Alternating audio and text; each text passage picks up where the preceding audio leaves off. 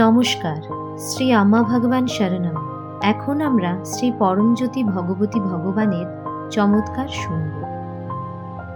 আমি ওড়িশার আঙ্গুল থেকে প্রিয়ম্বদা প্রধান বলছি। 2 বছর ধরে আমি পায়ের তীব্র ব্যথায় কষ্ট পেয়েছি, যা কোমর থেকে শুরু করে পা পর্যন্ত বিস্তৃত ছিল। এই বিষয়ে অনেক ডাক্তার দেখিয়ে বহু ওষুধ ও ইনজেকশন নিয়েছি, কিন্তু ব্যথার কোনো উপশম হয়নি। ক্রমাগত ব্যথার কারণে আমি রাতে ঘুমাতে পারতাম না, যা আমার পরিবারের সদস্যদেরও বিরক্তির কারণ হয়েছে। 2014 সালের মার্চ মাসে আমি সত্যলোকে নবগ্রহ যজ্ঞে অংশগ্রহণ করি। সেই প্রথম আমি সত্যলোকে গেলাম এবং গভীরভাবে দৈব উপস্থিতি অনুভব করতে পেরেছিলাম।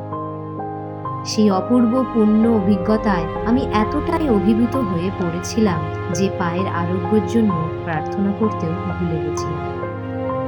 সত্যলোকের পবিত্র ভূমি থেকে ফিরে এসে দৈনন্দিন কাজকর্মে ব্যস্ত হয়ে পড়ি এবং পায়ের ব্যথা সম্পর্কে আর কোনো ভাবনা আসেনি।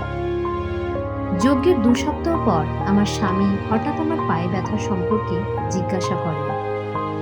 পরম বিস্ময়ের সাথে উপলব্ধি করলাম যে ব্যথা সম্পূর্ণরূপে উধাও হয়ে গেছে, যেন কোনো জাদু মন্ত্রে।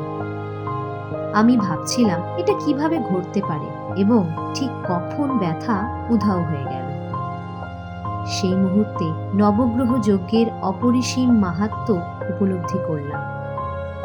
সবচেয়ে বড় কথা, বুঝতে পেরেছিলাম এ ব্যাপারে নির্দিষ্ট কোনো আশীর্বাদ প্রার্থনা ছাড়াই শ্রী পরমজ্যোতি ভগবতী ভগবান কি অপূর্ব করুণা আমাকে প্রদর্শন করেছেন। পরম স্নেহের সাথে তারা আমাকে আরোগ্য সুস্বাস্থ্য দিয়ে আশীর্বাদ করেছেন।